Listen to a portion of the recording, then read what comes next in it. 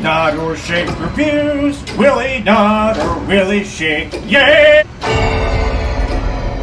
Hi, Johnny here. Welcome to another thing of Nod or Shake reviews. Nod if it's good, shake if it's not so good. Either way, you should check it out because you might find your new favorite TV show, Netflix show, streaming, whatever. We're doing a TV thing, not a movie.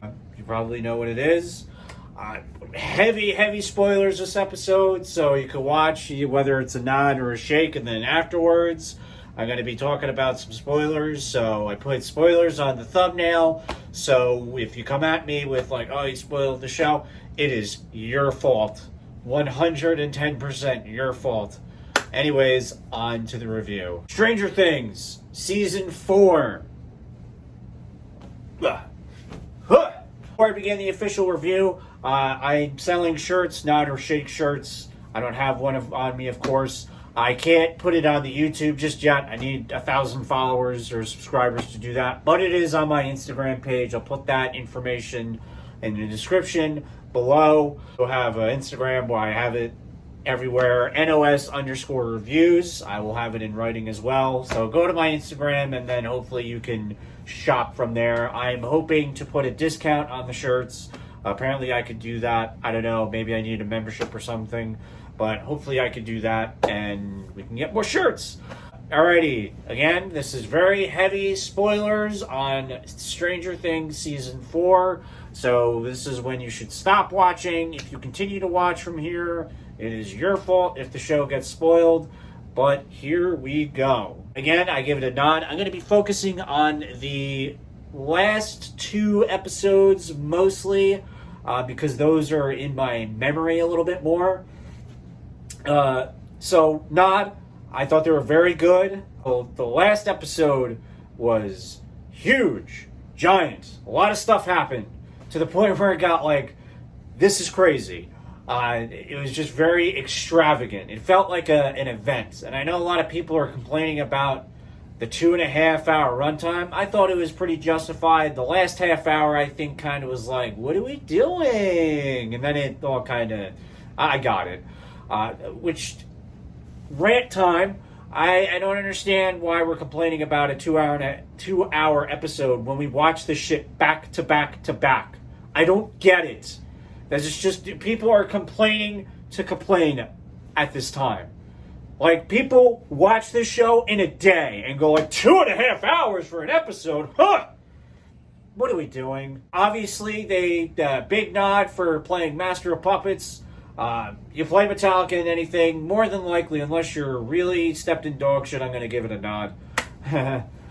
One thing I have to give credit to this show, I guess, I don't know.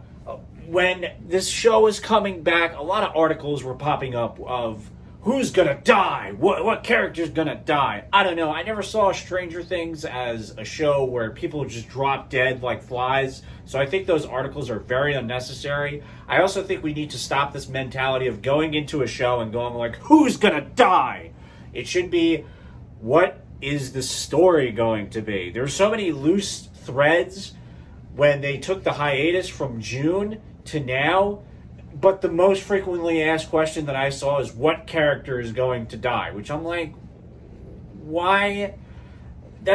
Just stop with that. Because I think if you have it in your head that it's going to be a bloodbath, and then it's not, you're going to be disappointed. Meanwhile, there's this amazing story. I just think that whole mentality needs to stop. Eddie and Dr. Brenner died. Dr. Brenner was dramatic, I guess. I'm a little confused about the whole thing with Dr. Brenner because I thought he died in Season 1, like terribly, by a Demogorgon. I thought he was ate up, and then he just shows up in Season 4 with a scratch. Like, he got mangled by a teeth monster, and my man is like, I'm back in Season 4. How's everybody doing? So I have to watch, when I have the time, I'll rewatch Season 1 maybe and see what's going on. What else? Eddie Munson, best new character in any show that I've seen in quite a few years. Now I'm going to watch The Boys and be like, Soldier Boy is the best new character I've seen in years. But yeah, I thought the character work in that show is amazing. They do such a great job, especially with Steve Harrington. This dude was such a dick in first season, and by the end of the first season, you're like, oh, okay, I like him. That's weird. And then by the time now, he's probably one of my favorite characters. I thought he was gonna die because they were so like heavy on him liking Nancy, and then Jonathan liked Nancy too. So I thought they were gonna kill him off to get him out of the equation, just kind of how they did with what's his name, Samwise Gamgee in season 2. With him and Hopper and Joyce. I thought that was going to happen, but it didn't. So it seems like season 5, there's going to be a little bit of a love triangle, which I'm like, okay, I guess. We'll see. I think if one thing the show should have not have done, and I don't know, I like waiting for episodes. I do like binging. I like both. I think both have their advantages and disadvantages. A big disadvantage with this is they had the hiatus from July to June, and they had that Running Up That Hill song. That song is revived again. A lot. So with the culture that we live in now, unfortunately, we tend to overdo things. We put the songs in every meme we could. We're like, what song is going to protect you from Vecna with that fucking song playing? So by the time that they revisited the song in a very dramatic fashion, it was like, I would pay someone to not use this song. If I never heard this song again, I would be A-okay. It would have serviced them better to just have it all one thing, one season. I don't understand the break. That was weird. I don't know what the justification. Maybe it was COVID, but I think they should have just had it all together. What else? Mike, I feel like, was sidelined in a big way. His story, I just felt like the only purpose his story served was to get to 11. And the only exciting part of his whole arc, when he was by himself with Jonathan, Argyle, and Will, was when the military came and tried to get 11 when she wasn't there. Other than that, I think I would have preferred Will just go like, we gotta find 11, and you never see him again until he finds 11. It was like they had all these different plot points going on, and every time they went to Will and Mike, it was like, no disrespect to Finn Wolfhard, but I think his acting is a little bit on the decline since season 1. Everybody else, though, I have to say, very good acting from the cast. I know a lot of people were asking, what could they possibly do after this? This seems like a big thing, and it does seem like a big thing when I'm watching. I'm like, there's this whole epic thing that's like, whoa!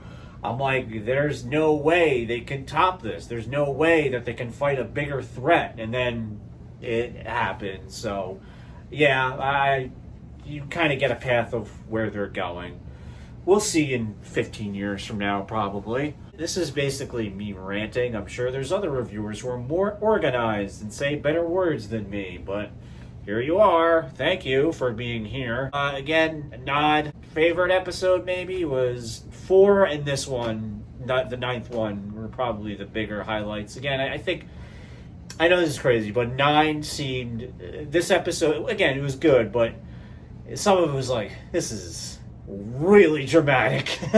But I did enjoy it. I was glued to the screen, as they say. Stranger Things season 4, not for me. Definitely check it out. This month we got a lot going on. We got a lot of movie review streaming on Twitch with Bunny Villain. So definitely check that out. Use the cars going to the lake, bro. Subscribe. Like the Instagram page, like the Facebook, all that good stuff. All the information is in the description. And thanks for cringing. I will see you on next Thursday when we review Thor, Love and Thunder. Alrighty, thanks for cringing. Bye. Thanks for cringing.